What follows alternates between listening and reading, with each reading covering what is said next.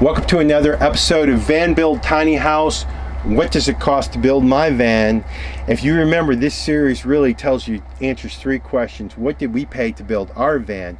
What would it cost for you to build a van similar but simpler and or sweeter? So we're going to look at a simpler version and a sweeter version, and then finally we're going to look at what it would cost for you to have it built. Now, we've broken this down into categories. So in previous episodes we've talked about the van, we've talked about the build out inside, so like the shell, the insulation, the walls, all that type of stuff we covered in episode 2. In episode 3 we talked about the plumbing, and this is episode 4 where we're talking about the electrics, and episode 5 we're going to be talking about the attic, the air conditioner, and sort of all the other stuff, and we're going to bring all this together to give you one number on what it costs us to build, what it would cost you to build a simpler and a sweeter version, and then finally what it would cost to have somebody else build.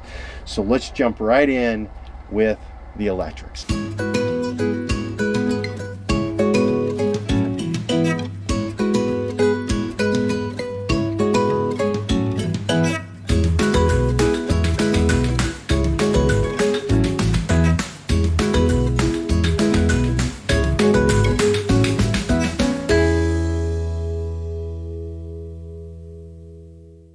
Now, with the electrics, we're going to kind of break this down into 4 categories. We're going to talk about the batteries, we're going to talk about the solar, we're going to talk about our second alternator, and then we're going to kind of talk about all the other things it takes to bring the system together and make it function. So sort of a miscellaneous category, if you will. So let's go ahead and get started with the batteries. We have an 800 amp hour battery bank. It's lithium ion.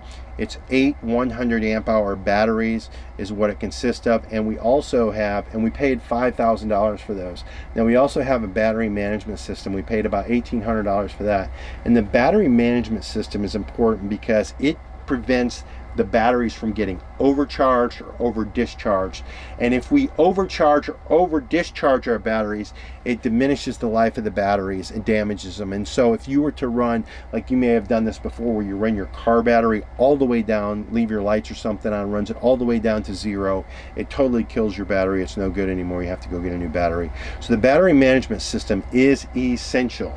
So if you take, now some batteries have the battery management system, so lithium ion batteries have the battery management system in.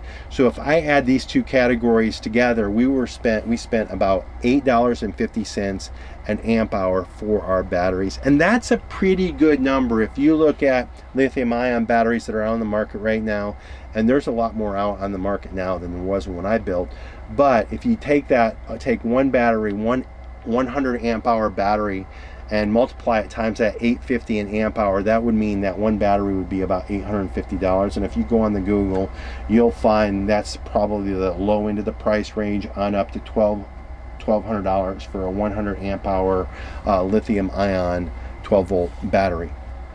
Now, you also have the other stuff like the insulation, all the components and all those things. For me, that added up to about $1,500. And so if we lump all that stuff in and call that the cost of the battery bank, it's about $10 an amp hour. And if you use a number between $10 and $12 per amp hour, it's a pretty good way to estimate the cost on your battery bank. So if we were to look at a simpler version, for example, of a 400 amp hour battery bank, we multiply that $10 times that, it's $4,000. Pretty easy. So you can scale a simpler, sweeter version just like that using that number. Use $10 to $12. 10 would be kind of the lower end, 12 the higher end, and that'll give you a range on what it's going to cost for you for a simpler and a sweeter version. And I'll also, in terms of batteries, add this one other category, and that is lead acid. And so for this example, I'm going to use AGM. Now, if you guys are interested in me doing a full episode on batteries, please hit the like button, and also hit the like button and leave me a comment saying, Kurt, I would like to see an episode on batteries, because there's a significant difference. So for example, a lithium ion battery bank has a storage capacity of about 80%, where a lithium ion battery only has, a lead acid battery only has a battery capacity of about 50% storage capacity of usable energy. And that means when you start damaging the battery. And so so lithium batteries have 60% more storage capacity than AGMs. So if we're going to look at the price of an AGM, we have to adjust it for the capacity, and then we also have to adjust it for price. So for price, now not just for the batteries, but for the BMS and all the components all in, like for lithium acid, it's about $4 an amp hour. But again, you have to adjust the amp hour. So if we take the 400 amp hours that we're talking about doing in the simpler version and multiply that times 1.6, that's going to give us about 640 amp hours is what we're going to need for lead acid to match the 400 battery amp hour battery bank of lithium ion. So 640 times that $4 is going to give you about $2,560. So a big savings on the AGMs. Again, I'm not going to go through all the things, but just know there is a difference in performance. There's a difference in life. And so there are things that offset, you know, the extra costs associated with lithium ion. So just to recap, for the batteries, we were at 8,300. If you were to do a straightforward 400 amp hour lithium ion battery bank, I think you could get that done for about $4,000. If you were to go to AGM, about 2,500-ish for a 600 amp hour battery bank of AGM. And then I think if you were to go to the sweeter version, I left the numbers the same. We got a pretty cool battery bank in my opinion, and it runs what we need. There are Tesla batteries out there that are way bigger, and certainly you could add a couple more batteries to give yourself some more juice to make it sweeter. That's your choice. Those are the numbers. I hope that helps. Next thing we're going to talk about though is solar. Now a lot of people think that solar panels, the number you use is $1 per watt. So 100 watt solar panel would be $100. I found that number to be more of $1.25 these days with shipping and all the other stuff. But whatever, included in the solar panels, so we spent about $1,400 on ours. And then you also have the components, so like the solar controller, which converts the solar energy basically into energy that the battery can use. You also have some fuses and breakers that go between those. So for all those components, we spent about $1,000, and then in wire we spent about another $150.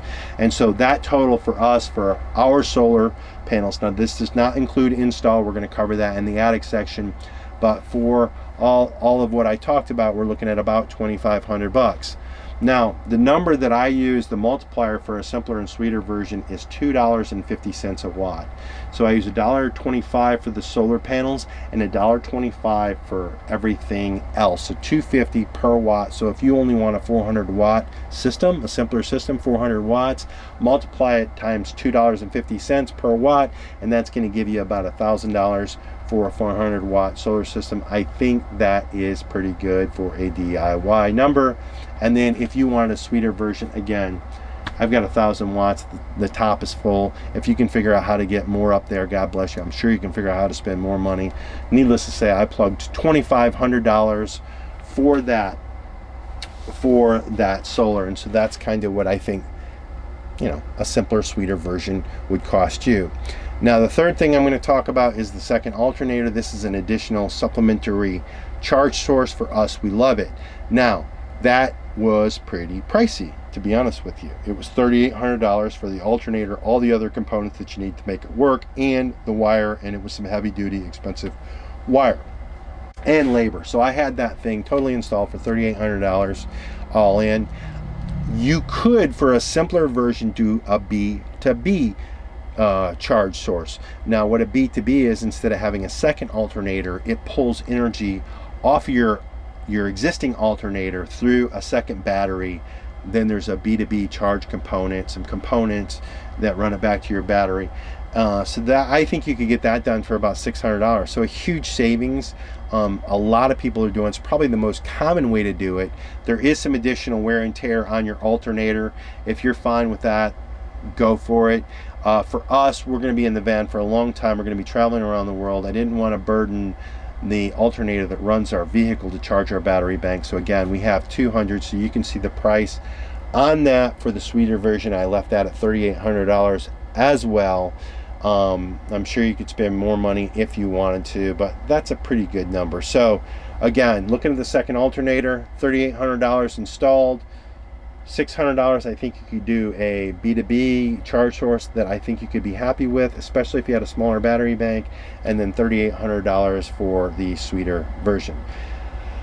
For the components, and there's going to be a lot in this, so I'm going to rapid fire for you guys, but I'm going to sum it all up, so I don't want to lose you. But so for the inverter charger, for those two things, the inverter is what converts the energy from 12 volt to 110 to run stuff like our oven, our stove, charge our computers, things like that.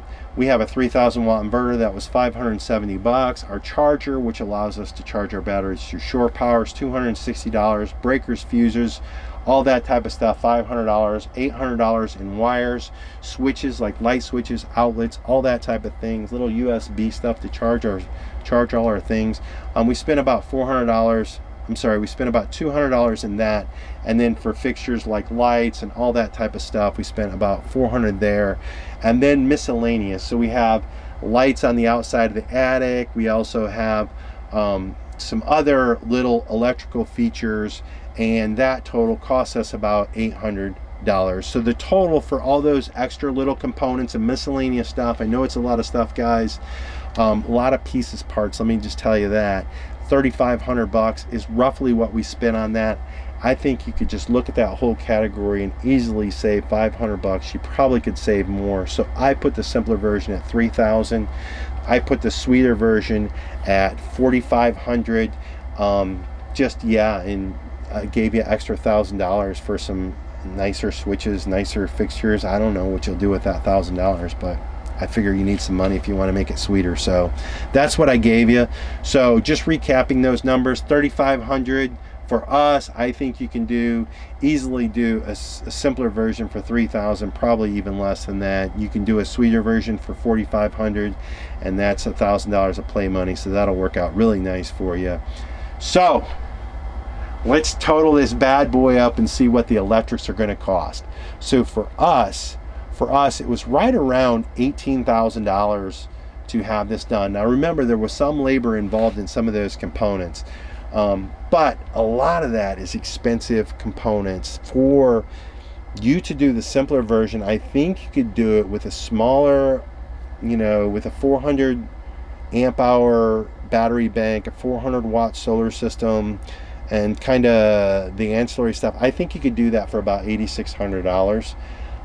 For the sweeter version, I think you could drop $20,000 on it easily. And then let's discuss what it would cost to have somebody else do the electrics. Now, I know in the build, I gave you a lot of numbers. For those of you who didn't see the build, shame on you, that video, shame, shame, shame. Go back and watch it, please. But I gave you some formulas on calculating what it would cost for others to do. I used a material multiplier of 1, 2, and 3 to calculate some things. To be honest with you, the components for the electric piece are so expensive, and honestly, in some of these numbers, I even included labor. So I think you can get all the labor done on all this stuff for an additional $5,000. So if you remember, I think I had some $1,500 of labor back in the battery bank and a couple other places. But I think if you add another $5,000 to the $18,000 that we spent in materials and labor, another $5,000, I think you can have this whole van done by somebody else. So that would total $23,000 to have somebody else do the electrics. Wow. We are getting through this thing, guys. So for those keeping score, we've gone through the van, we've gone through the van build, we've gone through the plumbing, and now the electrics. We have the attic, the air con, and the summary left to go, where we're going to kind of pull all this together. I hope you guys are getting value out of this series. It really should be kind of helping you budget and plan and figure out what you want to build in your van. I really hope it is. I thank you guys so much for watching. Please join us on the next one. If you liked this video, be sure to give us a thumbs up, subscribe to our channel, and hit the notification bell so you know when we put out new videos. To see behind the scenes action and help support our journey, head over to our YouTube membership page. You can find the link in the video description. Thanks for watching, and we'll see you guys in a few days.